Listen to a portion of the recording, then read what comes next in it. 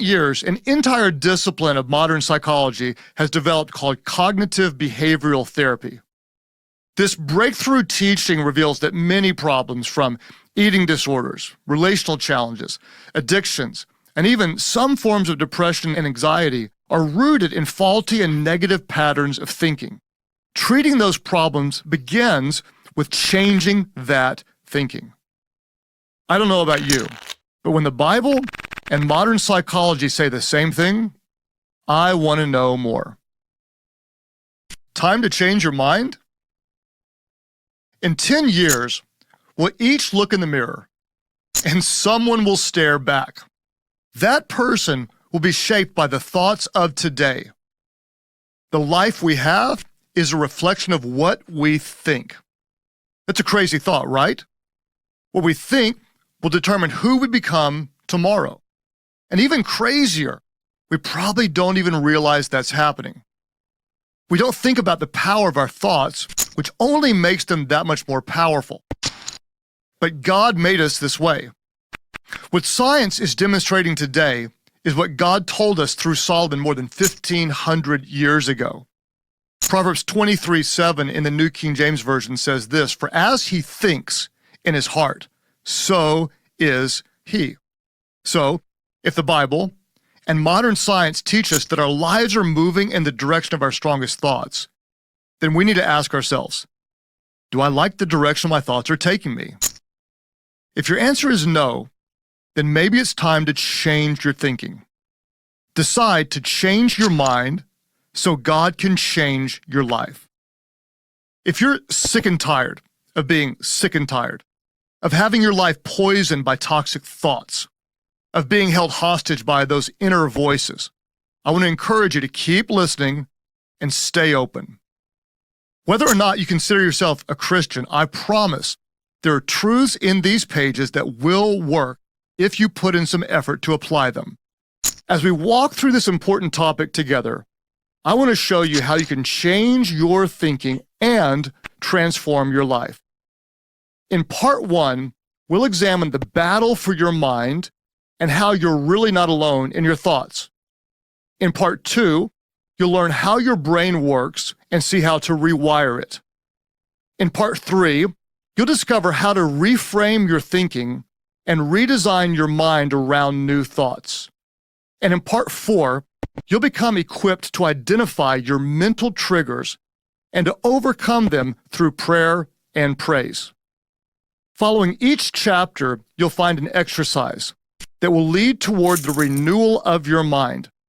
Then, at the end of the book, we'll envision your new life.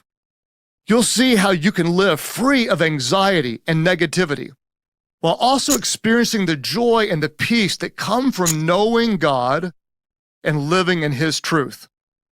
Now, if you're skeptical, that's okay. Believe me, I get it. We've all tried unsuccessfully to change the bad habits and force our runaway trains of thought back onto the right tracks. But this time, you're not alone. You're about to discover that God will team up with you to transform your thinking. And I'll be your guide to walk with you as you start this journey. With God's help, you can transform your mind. You can stop believing the lies that hold you back. You can end the vicious cycle of thoughts that are destructive to yourself and to others. You can allow God to renew your mind by saturating you with His unchanging truth. You can let His thoughts become your thoughts. With that opportunity, let's circle back to our opening statement. Our lives are always moving in the direction of our strongest thoughts. What we think will shape who we become. If you agree with that proposition, and remember, both the Bible and modern science say it's true, then it's time to change your thinking so God can change your life. Part 1, the replacement principle. Remove the lies, replace with truth. 2 Timothy 1:7, New King James Version. God has not given us a spirit of fear, but of power and of love and of a sound mind. Chapter 1. Perception is reality. My friend Kevin served on our church staff as one of our pastors for close to 20 years before retiring. Way back in the early days, our staff used to play a game called Capture the Flag in our storefront church offices. We occasionally got violent as players tried to seize the flag, but because we were ministers, of course, it was a holy violence. Eventually, however, 2 people ended up getting injured, so we had to establish some guidelines. One of those rules was no attacks before 8 a.m. I tend to get to work early, and one day I showed up around 7 a.m. and began walking around to my office, and my spidey senses went off. Something wasn't right. Suspecting a threat, I threw open a closet door to find Pastor Kevin hiding. I don't know if he'd spent the entire night in there, but his plan was to wait patiently for the surprise attack at go time. But thanks to my superhero ability to detect danger, I thwarted his plan. I was so excited that I slammed the door shut, wedged my foot against the bottom, and yelled triumphantly, "You're gonna spend the rest of the day in that closet, Kevin!" I grabbed a chair to secure my prisoner.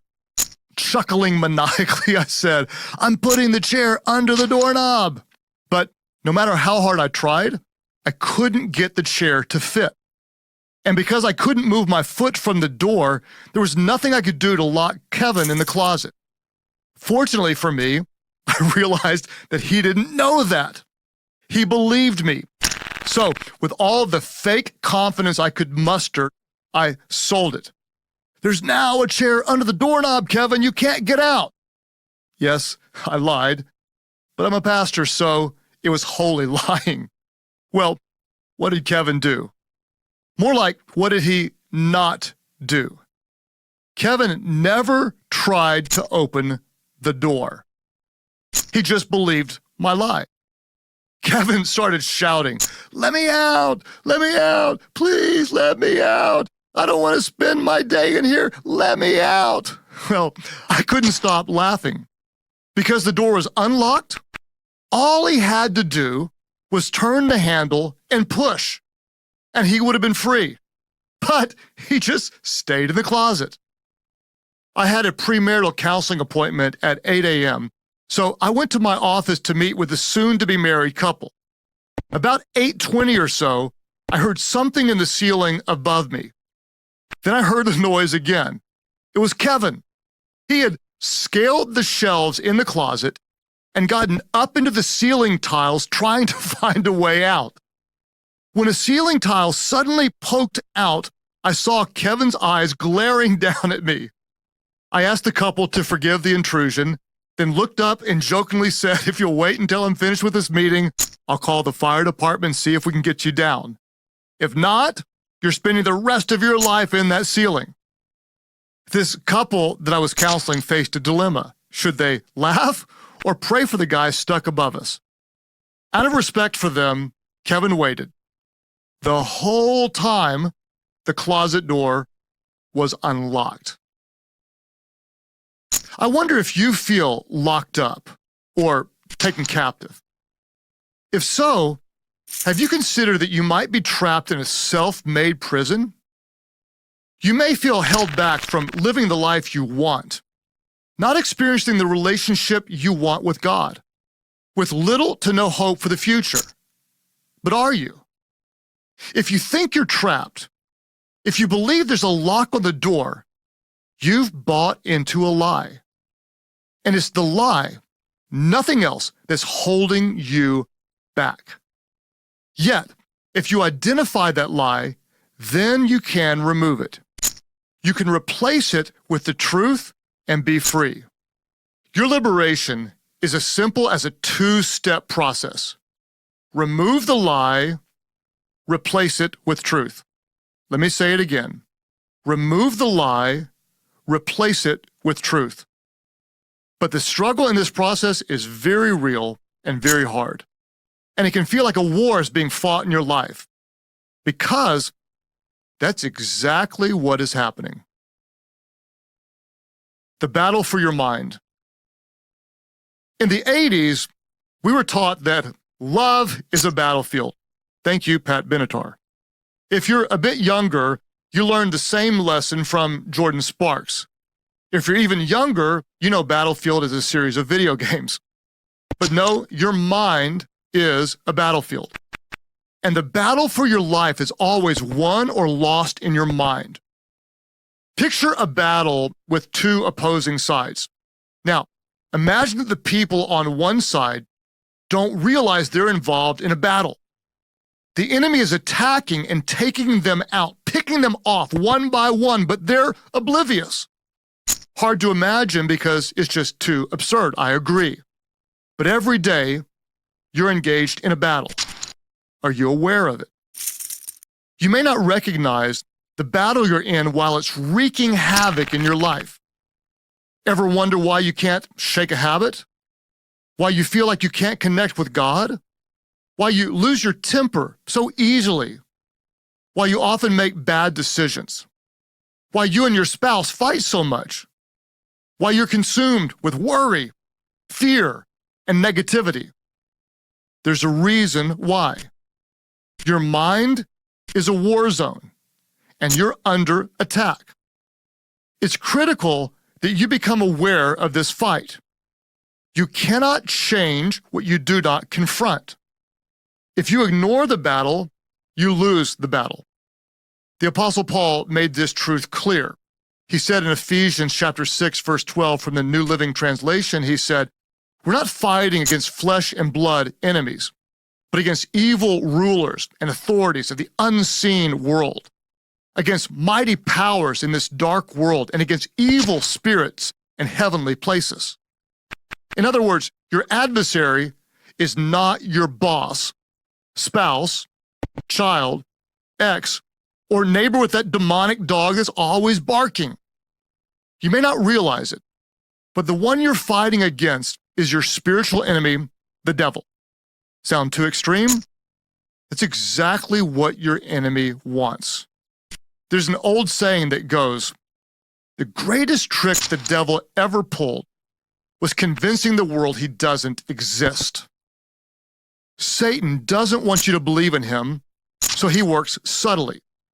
He knows that if you ignore him, he can invade your mind with impunity. He can plant seeds of doubt, confusion, worry, depression, and anxiety that will continue to grow. Satan is your unseen enemy, whose mission is to steal, kill, and destroy, John 10:10, to stop you, 1 Thessalonians 2:18, and devour you, 1 Peter 5:8. Satan despises you with more hatred than you can imagine. He wants to keep you from God and from the life that God has for you. He wants to keep you from intimate relationships with those you love the most. He wants to rob you of inner joy and abiding peace.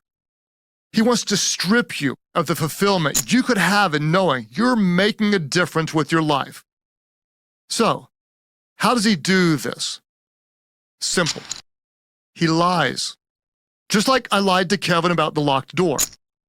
Satan is a deceiver, and his strategy to defeat you is to persuade you to believe his lies. Jesus warned us and said there's no truth in him. When he lies, he speaks his native language, for he is a liar and the father of lies, John 8:44. I think it's interesting that the only time Satan is called a creator, a father, is here in connection to his lies. Understand this. Satan is your enemy. And every day he's prowling around, 1 Peter 5:8, watching you, looking for a place where you might believe a lie. If you succeed at something, he may convince you that you don't really need God. If you fail, he'll try to brainwash you into thinking that you'll always be a failure. You have a great first date, he'll suggest romance is the only thing that will make you happy. First date's a disaster, he'll whisper that you'll never have anyone to love you for who you are. If you do a nice thing for a difficult person, he'll murmur that you're a pretty great person yourself and you don't really need God's grace. If instead you speak harshly to someone, he'll whisper that you're an awful, hateful person whom God could never love. If you're trying to stay away from porn, he'll tell you everyone else is doing it. If you give in to porn, he'll make you feel like you're the only person sick enough to do such a disgusting thing.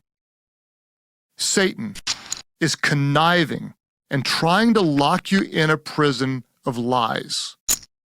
But you are not his prisoner of war, unless you choose to be. Those days can be over, but that's going to be your call. As if a lie were true. For centuries, people believed the world was flat. Some still do. Don't believe me? Google it. You'll find there are flat earthers today. Because they believed the wrong idea, it impacted their lives as if it were true. People wouldn't venture too far out in the ocean for fear they might sail off the edge. Why?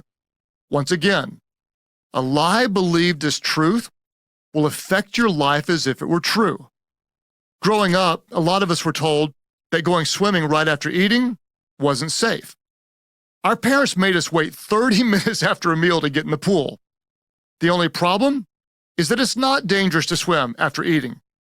That was a lie. Right now you may be thinking, no, I'm pretty sure that's true, but it isn't. Yet we believed the lie. So the lie affected our lives as if it were true. Missing some swimming isn't a big deal. But what if you believe significant lies that have serious implications? What if you buy into the lie that you'll never be good enough, or that you've made too many mistakes, or that God doesn't really care about you, or that you'll never be able to stop doing what you don't want to do? One more time, because this point is crucial. A lie believed as truth will affect your life as if it were true. There's a specific lie that I believed as long as I can remember. Living as if it were true has been one of the biggest limiting forces in my life. For years, my strongest thoughts have always been about my shortcomings. I've always felt inadequate. No matter what anyone else said, my inner voice always screamed, no matter how hard you try, you'll never measure up. Why did I feel that way? Honestly, I'm not sure. I've never not felt that way. It seems my self-doubts come naturally to me. But at the same time, I could give you a resume proving why I should feel that way. Essentially, I was living a faithless life. As I type these words about how we can control our thought life, my mind is racing.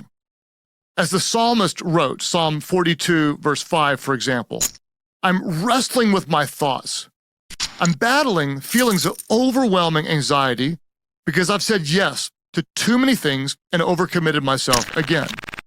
Yes, my mind is out of control. I wish I could tell you I'm full of faith as I write this first chapter of the book, but my thoughts are full of fear. But then I come back to what I know is true. And what is true is the point of this book. I swat at the swarm of thoughts flitting around in my head and remember that I'm not a victim of my own mind. I have power over my thoughts. I am not captive to them. With God's help, I can make them captive to me. While I know those truths, at the same time, the reality is that I'm a struggling thought warrior who's battled insecurity, negativity, fear, and anxiety most of my life. Midway through college, something dramatic happened to me. Jesus changed my life. By God's grace, he found me and saved me. Soon, I was being so transformed by my relationship with Christ that while still very new in my faith, I sensed God calling me to be a pastor. And this was way before pastors wore cool shoes and had more Instagram followers than church members. As God was building my faith, I felt him telling me I could make a difference in the world through his church. All my childhood insecurities and teenage self-doubts were being eclipsed by a glimpse of hope. What do I mean? Well, here's a little backstory for context. When I was growing up, my family couldn't afford name brand clothes, so my mom bought used Izod socks at garage sales, cut the alligators out, and sewed them on my generic shirts. I felt fake. In the second grade, I discovered I was colorblind. Not only could I not match my fake Izod shirts to my no-name pants, but I would never see the beauty of this world as others could. I felt defective. In a spelling bee with my classmates, I misspelled Mississippi. We had learned a song teaching us how to spell that word. And every time an I appears, there's only one of them and two of everything else. How could I possibly misspell Mississippi? I felt stupid. In the 5th grade, a girl named Tiffany dumped me for a guy named Brian. Her reason? Brian had a motorcycle, and I only had a moped. Yes, 12-year-olds in my small town drove motorcycles and mopeds. Tiffany said I was Richie Cunningham, and she wanted the Fonz. If you're too young to remember Happy Days, then think of it like she said I was Screech, and she wanted Zach Morris. I felt lame. My father played minor league pro baseball. He was a professional athlete, and I wasn't sure if I could even play in college. I felt inadequate. These isolated events, along with many others, formed my perception of myself into the reality I would carry into my newfound faith as a young adult. I felt I wasn't good enough. So, I learned to play it safe and avoid risks at all costs. I felt that given an opportunity, I'd fail. I quietly came to define success as just not failing. Chances are good. You have your own set of lies holding you back. The lies nearly derailed my call to ministry. For now, it's a no. Only weeks after putting my faith in Jesus, I tried to teach my first Bible study to a group of young adults in a little church in Ada, Oklahoma. Afterward, the leader of the youth group said, "Well, I guess teaching Bible isn't your gift, is it?" 3 years later, I finally got up the nerve to try teaching the Bible again after being asked to preach my first sermon. After the service, I stood by the door saying goodbye to church members, and an elderly gentleman looked at me and raised an eyebrow and remarked, "Nice try." Nice try? The next lady in line asked if I had any other skills besides being a preacher, and then made a weak attempt to encourage me to keep my options open. Seriously, that really happened. I had to fight off the temptation to run and hide in the church baptistry, and yes, full immersion. Despite another setback, still believing God's call, I continued my journey toward full-time vocational ministry by going to seminary, following college, and marriage. About halfway through seminary, the day finally came when I stood before a group of spiritual leaders as a candidate for ordination in our denominational church. With the entire committee looking on, the spokesperson explained to me, "We've chosen not to ordain you. You don't have the gift mix we see in most pastors. In fact, we're not even sure you're called to be a pastor, but feel free to try again next year. But for now, it's a no." Immediately, all those childhood memories met up with my teenage memories. They all joined forces with the rejections from the church, forming an avalanche of negative thoughts that crashed over me, engulfing me. The voices roared loudly, "You aren't enough. You'll never be enough. You'll never measure up." And then the final verdict was delivered. You don't have what it takes. Driving home in my red Geo Prism, I felt dejected, embarrassed, confused, and angry. Devastated. How can I explain to my wife, Amy, that I didn't make the cut? How can I face my pastor, my friends, my classmates, the church where I serve. The tears flowed as every possible negative thought played on repeat. But then, a strange thing happened. Suddenly, a different voice interrupted the others. God spoke. He spoke to me. While not audible, the words somehow seemed louder than any physical voice I'd ever heard. In that moment, my Heavenly Father said, "You're not who others say you are. You're who I say you are. And I say you're called to ministry." Well, that was, of course, one of the most powerful moments of my life and a massive turning point.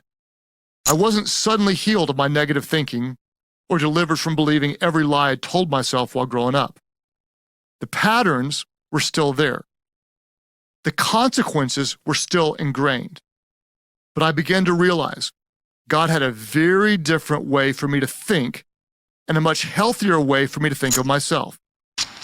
I realized He was offering me a choice of whether to continue to believe the lies or accept His truth about me. That's the beauty of allowing God to master our minds. He gives us a new path, a new way to think. But we have to get on board, agree, and cooperate with Him. Lie detection. How about you? What negative messages did you take away from your childhood? What unhealthy and destructive conclusions have you come to believe about yourself and your place in the world? Satan's strategy to win the battle for your mind is getting you to believe the lies. If you believe a lie, it'll hold you back from doing what God is calling you to do. The lie will keep you living in shame from the past when God wants to set you free for a better future. The lie will keep you from living with joy and freedom and confine you to a less than existence. When legendary magician Harry Houdini came into a town to do his show, he often went to the local jail, gathering a crowd of people along the way. To get buzz going about his upcoming performance, he asked the jailer to lock him in a cell. Time after time, jail after jail, town after town, Houdini escaped within minutes. But one jailer heard that Houdini was coming, and the jailer was ready. When Houdini closed the cell door, the jailer put the key in the lock and secretly turned the key in the wrong direction. He then removed the key, and everyone watched as Houdini struggled to escape by unknowingly locking himself in repeatedly. Finally, in frustration, Houdini admitted he could not escape. The jailer then revealed his deception. Houdini had believed a lie, and the lie had held him captive. Living your life by a lie is a lot like believing the door is locked when it isn't. On the other side is freedom. But you have to commit to some personal lie detection to experience the abundant life Jesus came and died to give you. That leads us to our first exercise. Exercise 1. Your thought audit. Do you ever find yourself thinking things like, "I just can't change. Even if I try, I'll always be stuck. I can never get out of debt. No matter what I do, I'll always struggle financially. No one really loves me, and if they knew the real me, they definitely would not want to be in my life. I'm not good at relationships. Whenever we start to grow closer, I always do something that messes things up. People in my family struggle with their weight. I'll never like my body. I can't get close to God. I'm sure it's my fault. There's something about me that keeps me from experiencing God like others do. When I look at what others post on social media, I feel like my life sucks." If you think you can't do something, you probably won't. If, on the other hand, you think you can, odds are you will. The same is true with your problems. If you dwell on them, they will overwhelm you. But if you look for solutions, you'll find some. If you feel like a victim, you'll think like a victim. And the direction of your life could be one of misery. But if you believe by the power of Christ you can overcome, then with His help, you can. Consider this. Who you are today is a result of your thoughts in the past. Who you become in the future will reflect what you think about yourself today. Whether it's self-doubts or worrying or responding poorly to a bad day or a tough season in life, we all wrestle with negative thoughts that try to hijack our emotions and decisions. The goal of this exercise is to give you the opportunity to think about what you think about. Let's conduct a thought audit. Hit pause for a moment and prepare your mind. Focus on your honest answers. This could begin the process of changing your mind. There are two parts to this exercise. Part one, we're going to call inventory. As you go through a normal day, take stock of your thoughts. Write them down.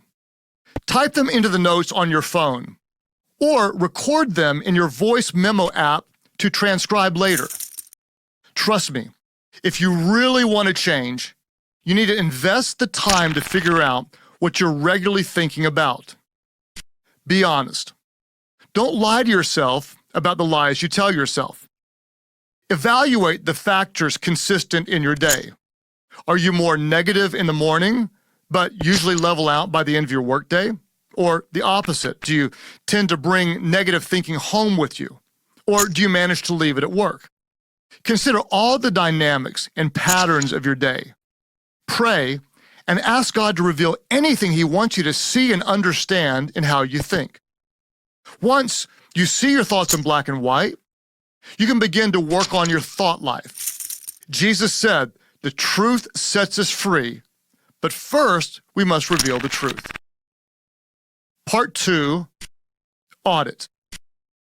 In the accompanying PDF, there are 20 questions to help you analyze what you regularly think. I've broken down the questions into two categories: defense, protection from the enemy, and offense, growth toward God. Write down your honest answers. When you're done, compare your defense and offense. This evaluation will help you see your thoughts and work on real change. Remember, the goal is to think about what you think about. You can use this information as we move forward to help you take practical steps in winning the battle in your mind. As we continue, we'll get some answers that deal with the truth that you've revealed in this exercise. Be encouraged. You're one step closer to changing your thinking and believing what God says about you. Chapter 2. Becoming a Thought Warrior. The professor guiding us in the advanced thoughtology course we're about to take will be the Apostle Paul.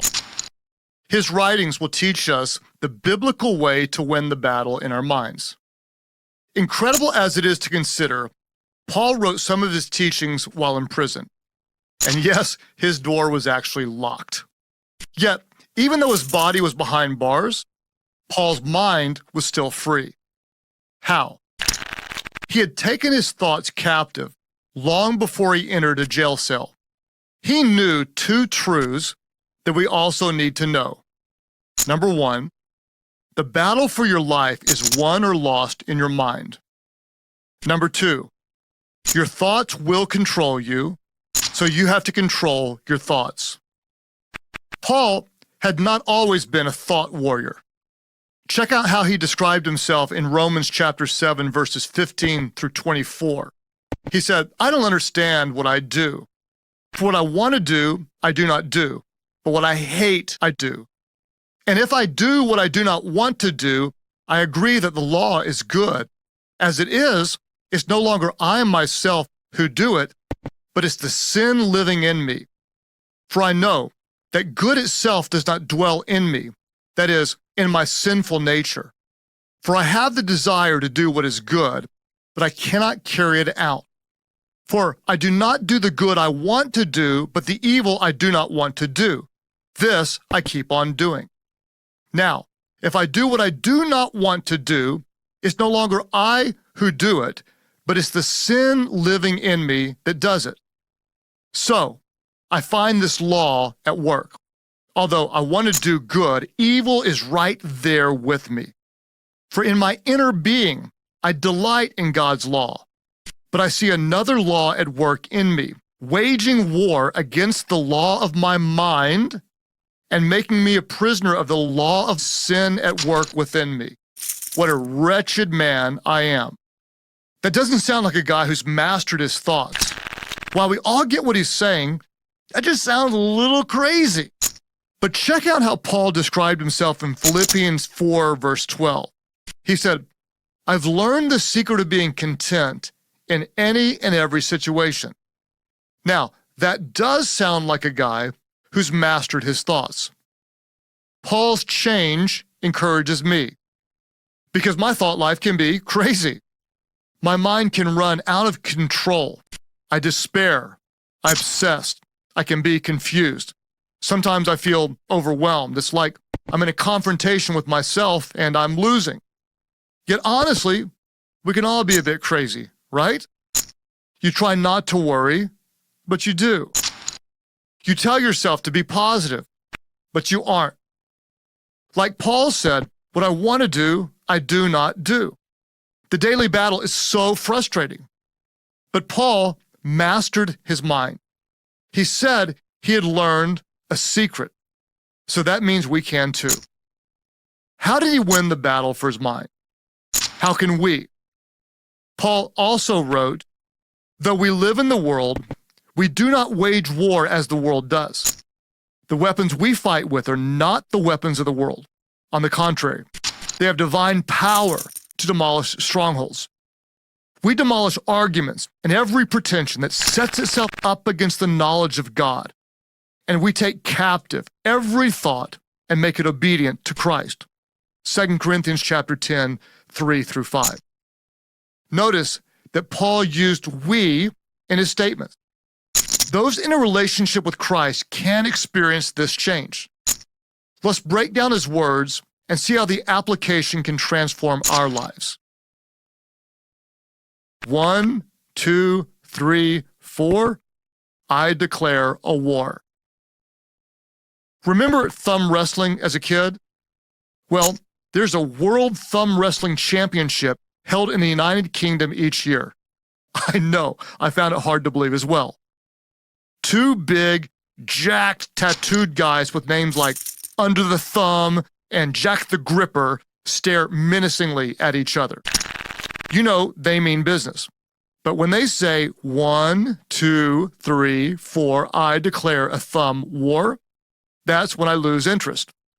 Two guys battling with their thumbs in a little professional thumb wrestling ring just doesn't keep my attention. You and I, however, are actually in a war.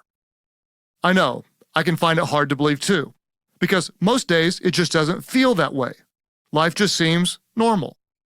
But we are in a war. One that has less to do with our thumbs and everything to do with what's above our eyebrows. I don't know about you, but I've never glared at the devil and said with him, 1, 2, 3, 4, I declare a spiritual war. But maybe it's time. Forget the thumbs, declare war. Yet Paul said, we do not wage war as the world does.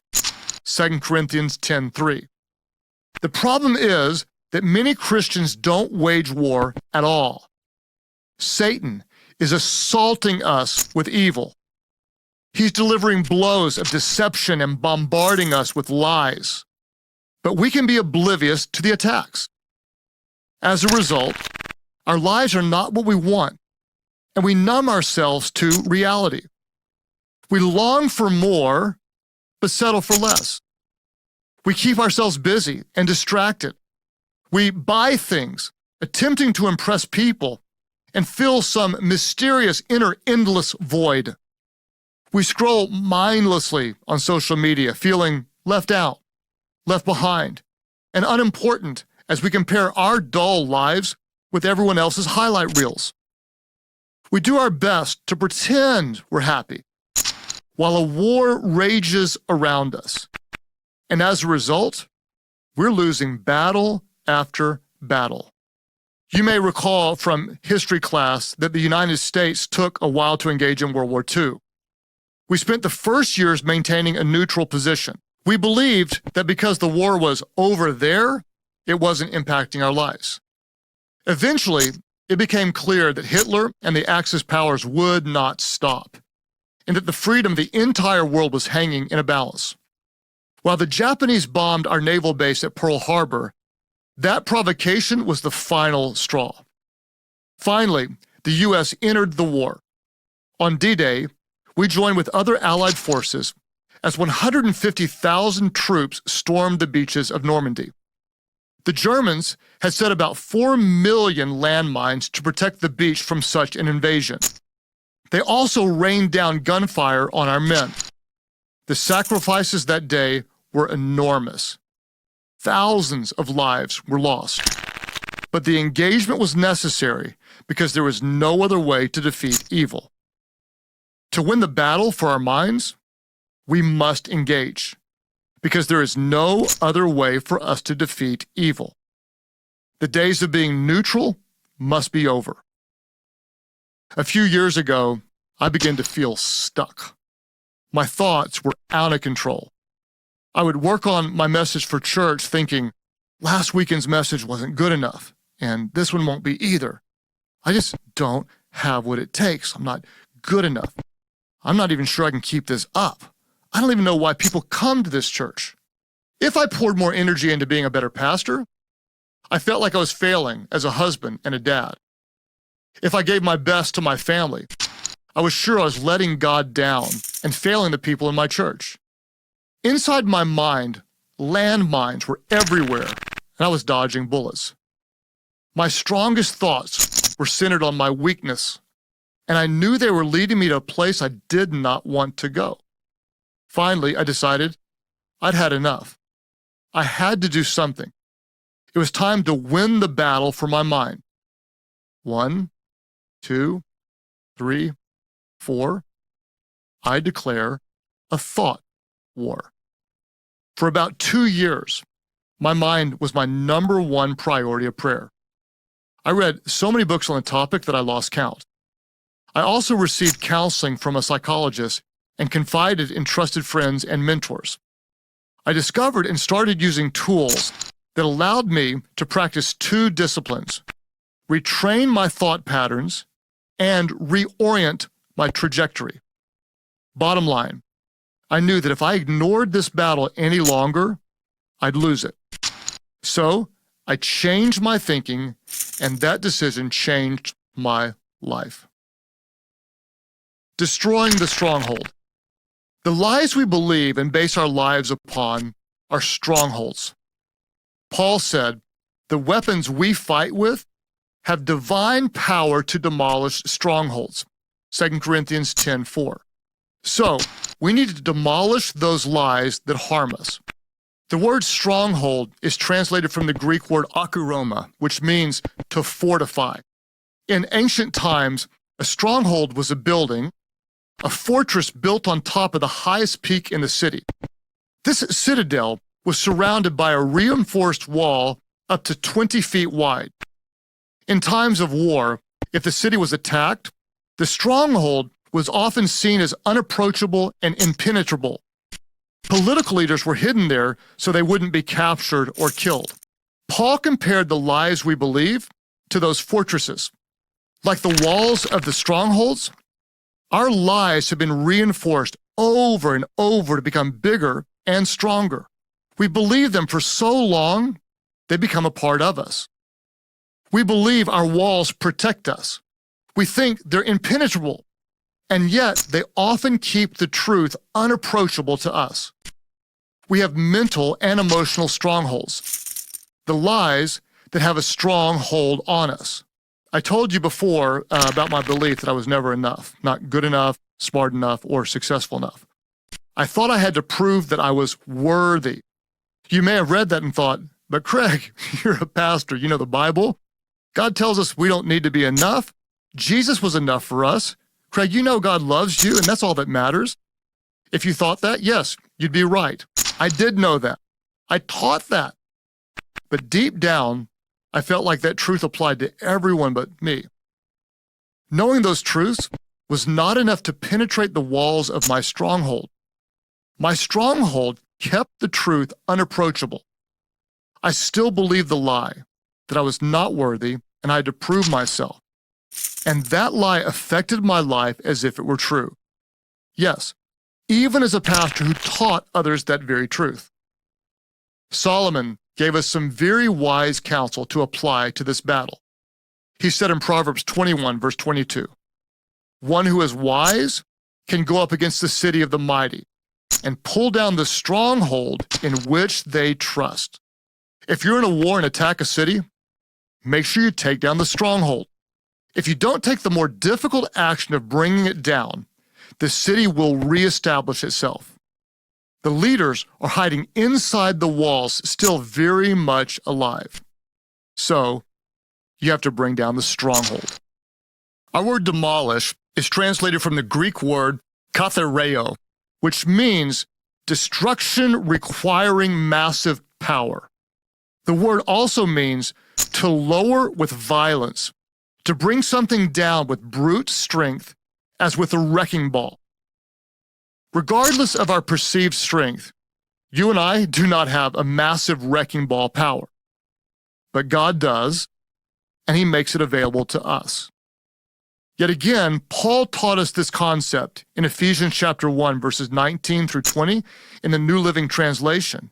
He said, "I also pray that you will understand the incredible greatness of God's power for us who believe in Him. This is the same mighty power that raised Christ from the dead." That's incredible. The same power that raised Jesus from the dead is available to you and to me. Let that sink in. You have supernatural, resurrection, roll the stone away power at your hand to change your mind, transform your thoughts, and win the war. If God's power can take Jesus from death to life, then whatever you need can be done for you. That's the kind of massive power God is offering you. Isn't that encouraging to you?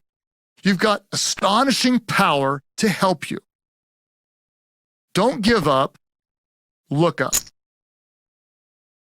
What's your stronghold? What lie is holding you back? What mistruth keeps you from taking a step of faith? What wrong thought pattern robs you from living a life of freedom and joy? Know this: you cannot defeat what you cannot define. You have to identify the lie that has become a stronghold for you. You must realize the negative impact it's had on you and others. Do you see how you become a prisoner of deception, locked up by a lie you believe is true? If you're going to change your life, you have to change your thinking, demolish your strongholds. If you truly want to change your life, you cannot just change your behavior. Even if you change your actions for a while, the original issue will just reestablish itself. That's why Christianity has never been about behavior modification. It's all about life transformation. We've all experienced that frustration, right? We make a New Year's resolution or some commitment to start or stop doing something, lose weight, quit smoking, pray more, stop yelling at the kids.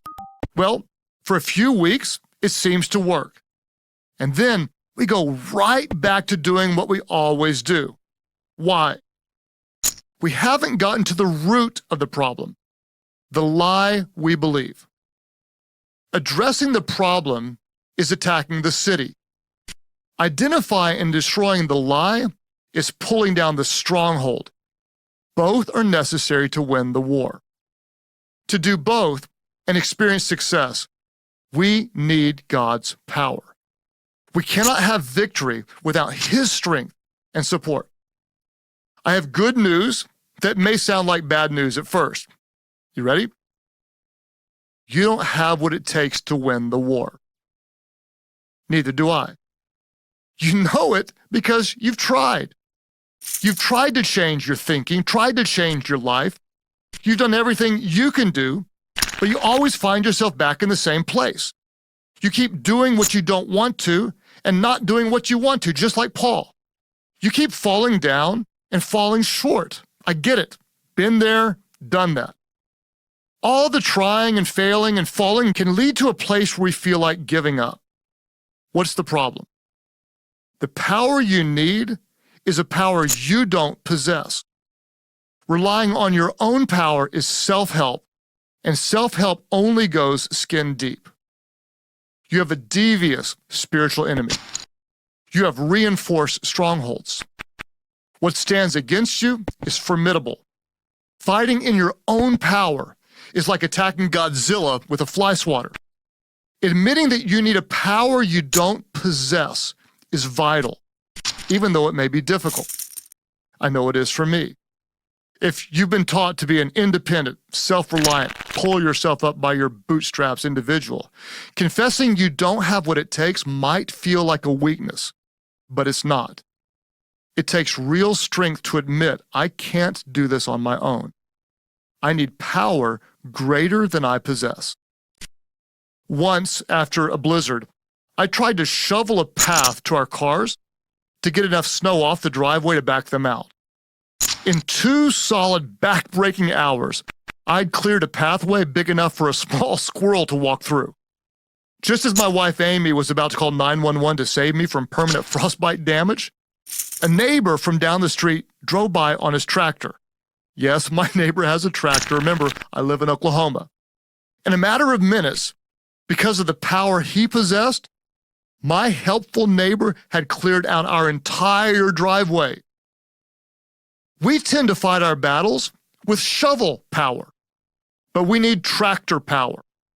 We need a power we don't possess. We have to ask for and receive help. Remember the popular definition of insanity? Keep doing the same thing, expecting different results? If you've tried with everything in you and it hasn't worked, stop. Don't keep doing the same thing. You'll just get the same results. If you feel like you have to admit defeat and stop trying, don't do that either, because you'll keep living the same life. Don't give up. Look up. Look up because you have a gracious, generous God who has the power you need and wants to share it with you. To bring down your strongholds, it's time to go up. As a child of God, you have access to everything that belongs to your Heavenly Father. So look up, go up, and access the power of God that you need to remove the lies and replace them with truth. Ask Him to show you the lies that you believed for too long. Tell Him you want your mind to be filled with His truth instead of the devil's falsehood, and then thank Him for hearing you. Exercise 2. Identifying the lies you believe. In the first exercise, you took an honest inventory and made an audit of how you tend to think on a regular basis. In this exercise, we're going to dive deeper and get more specific. I want to repeat a crucial section of this chapter that needs to be connected to this exercise. What lie is holding you hostage? What mistruth keeps you from taking a step of faith? What wrong thought pattern robs you of living a life of freedom and joy? Know this: you cannot defeat what you cannot define. You have to identify the lie that has become a stronghold for you. You must realize the negative impact it has on you and others. Use the questions in the accompanying PDF to trigger your thoughts. It's now time to define the lies you've been believing. Identify the strongholds in your life and face their negative impact. Freeing yourself from all distractions. Focus on identifying the specific lies you believe. I've given you plenty of examples of lies I've believed and have had to address, both old ones and new ones. Make your statements personal and straightforward, as in, I believe I'm not good enough. Get them out, write them down. Chapter 3. Old lies, new truth. If we're going to demolish our strongholds, we have to recognize the power that lies have over us. Think of it this way. There's a large, shaggy-haired, lumbering dog, let's call him Max, who will not leave the yard. A car drives by. Max loves to chase cars. The thought of grabbing one by the bumper and wrestling the beast into submission makes him drool. Max wants to give chase so badly, but he just sits in the yard. Then, two boys start playing catch in the street. The ball rolls right to the edge of Max's yard. He desperately wants to get the ball and run from the boys, but he doesn't. One of them teases the dog. What's the matter, Max? Afraid of the ball? Max wants to bite the brat, but his tormentor is just outside the yard. A cat walks down the street. Max cannot imagine the nerve of this cat. He knows that cats are evil, and they're only on this earth to do the devil's work. Max wants to attack, to bring a hailstorm of violence onto this feline's life, yet he cannot. Why? An invisible electric fence lines the perimeter of his yard. This type of fence puts out a little invisible beam, and when an unsuspecting dog crosses the line, zap! He gets a small jolt of electricity. The first time, the dog is confused. He tries to leave the yard again. Zap! Another painful little sting. If the dog is stubborn or just dumb, he might try a third time. After that, he's learned his lesson. He knows he'll never be able to leave the yard again. Max's owners have an invisible electric fence.